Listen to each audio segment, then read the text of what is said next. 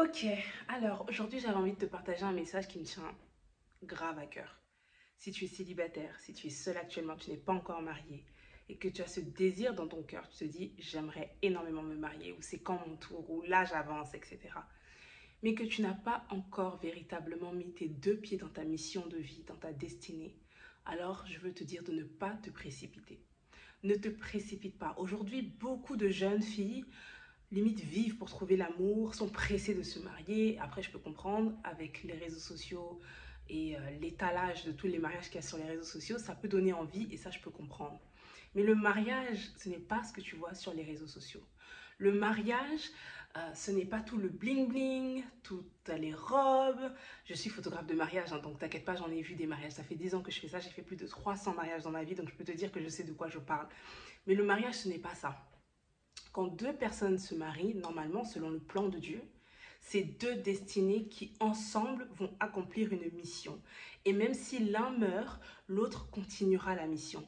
C'est deux personnes qui ont des talents, qui ont des dons, qui ont une vision commune, qui ont des choses à partager en commun pour accomplir un but précis. Et c'est ça qui fait que un couple est épanoui. C'est quand il y a du partage, c'est quand il y a de la complicité, c'est quand il y a des visions communes. D'accord? Et aujourd'hui, même si les gens ne vont pas te le dire, il y a énormément de couples qui sont mariés, mais qui ne partagent rien en commun, qui n'ont pas de vision commune, qui n'ont pas d'intérêt en commun, qui n'ont pas de mission de vie commune. Et donc, du coup, on a deux personnes, d'accord, deux individus qui, en fait, sont dans un mariage, qui se sont mariés. Quand on dit mariage, c'est l'association, donc qui se sont associés, mais qui vivent deux vies complètement dissociées. Et c'est pas ce que je souhaite pour toi et c'est pas ce que Dieu veut pour toi.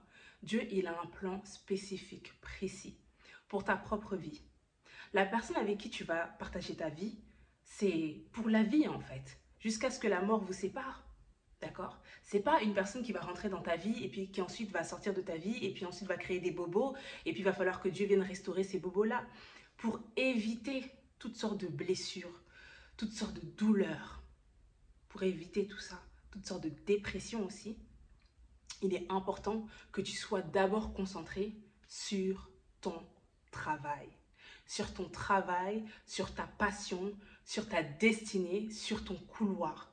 Ce pourquoi tu es venu sur la terre. Alors oui, quand tu vas avancer, tu vas trouver un partenaire de destinée. Tu vas trouver quelqu'un qui matche parfaitement avec l'appel que Dieu a mis sur ta vie.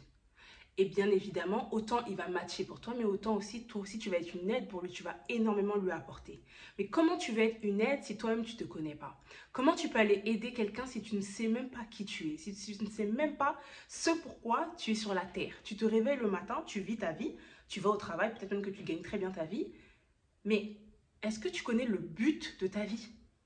Est-ce que tu connais le but de ta vie? C'est ça que tu dois rechercher en premier avant de te dire je veux me mettre en couple. Parce que sinon, se mettre en couple, c'est facile. Tu sors, tu vas rencontrer, tu voyages, tu rencontres des gens. Sur ça, il n'y a pas de problème. Mais quand il s'agit de se marier, quand il s'agit de cheminer, parce que c'est ça en fait, hein, on va cheminer ensemble jusqu'au bout de notre vie. T'imagines si tu es avec quelqu'un qui ne te correspond pas du tout? Tu imagines si tu es avec quelqu'un qui ne connaît pas tes besoins? Parce que toi-même d'abord, tu ne les connais pas. Donc prends ton temps. Prends le temps de te connaître. Je sais que c'est plus facile à dire qu'à faire, mais c'est une réalité, il faut que tu l'acceptes. Prends le temps de te connaître. Alors tu me diras, mais MC, comment je fais pour me connaître? Ben, c'est simple, vis des expériences en fait. Vis des expériences, concentre-toi sur une de tes passions, sur ton talent, sur ton don, crée quelque chose, entreprends, focalise-toi dans ta carrière, sois focalisé à être une solution pour les autres, à être une bénédiction pour les autres, et puis au fur et à mesure, tu vas voir, plus les années vont passer, plus les mois vont passer, plus tu vas te découvrir, et tu vas voir aussi l'impact que tu as dans la vie des autres. Et à ce moment-là, tu sauras quel type d'homme il te faut et quel type d'homme il ne te faut pas. Je vais te raconter une petite anecdote. Je suis comme toi, je suis une femme, je me fais draguer, des hommes viennent, des hommes ont envie d'entamer quelque chose avec moi. Mais avec les années, tu vois, j'ai commencé à entreprendre, j'avais 19 ans. Hein. J'avais 19 ans, c'est en 2011. Aujourd'hui, j'en ai 30. Avec les années, j'ai appris à me connaître.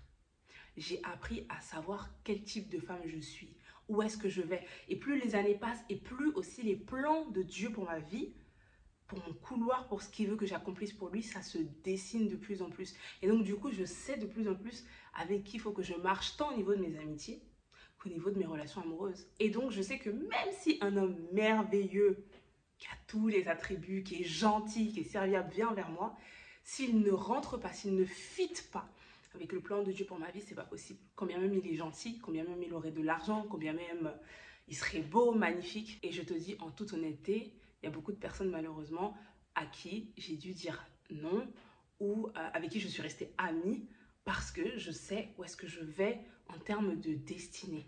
Donc je ne suis pas ici en train de te parler de ce discours de femme d'influence, de ouais, être indépendante, etc. Non. Mais ce que je suis en train de te dire, c'est hyper important que tu connaisses ton couloir avant de t'engager avec quelqu'un. C'est hyper important, c'est crucial. Et c'est ce qui fait aussi que dans ton mariage, dans ta relation, il y aura cette complicité, il y aura cette harmonie parce que vous avez le même battement de cœur. Alors peut-être que toi, tu seras une femme plus extravertie que lui sera peut-être un peu plus calme, etc. Le tout, c'est pas d'avoir les mêmes caractères ni la même personnalité, mais c'est juste d'avoir la vision commune. Et imagine, parce qu'on évolue avec le temps. Peut-être qu'avec le temps, vous allez avoir des visions qui vont s'élargir, qui vont évoluer. C'est important que tu sois avec quelqu'un qui va évoluer également dans les mêmes sens que toi. Et tout ça, bien évidemment, après, tu vas demander à Dieu, il va te donner la paix. Mais ce que je veux te dire ici, c'est vraiment, s'il te plaît, ne te précipite pas. Recherche la première chose qui est ta destinée, en fait, qui est ton couloir. Et comment est-ce que tu peux trouver ça? Apprends à te connaître, apprends à regarder quels sont les talents que Dieu a déposés à l'intérieur de toi, quels sont les dons que Dieu a mis en toi. Où est-ce qu'on te sollicite le plus souvent? Pourquoi est-ce qu'on t'appelle? Pourquoi est-ce qu'on te demande des conseils? Qu'est-ce que tu fais qui porte des résultats, qui porte du fruit naturellement dans ta vie? Qu'est-ce que tu arrives à faire pour les autres de façon naturelle? Qu'est-ce que tu fais dans ta vie de tous les jours sans te lasser?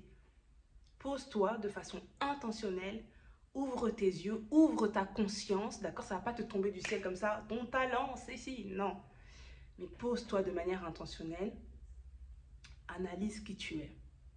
Analyse ce que tu fais et va chercher aussi au fin fond de toi quel est l'impact que tu as envie d'apporter dans ce monde.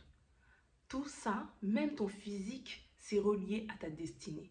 Quand tu vas apprendre à te connaître et puis que tu vas commencer à entrer dans ton couloir et à expérimenter, à faire des choses, à avoir des résultats, à porter du fruit, ensuite, naturellement, Dieu va t'envoyer des bons amis et Dieu va t'envoyer la bonne personne pour ta destinée et pour ton mariage. Voilà, c'était ce que je voulais te partager ce soir. Il est genre 23 h, je crois bien, mais j'avais grave à cœur de te faire cette vidéo.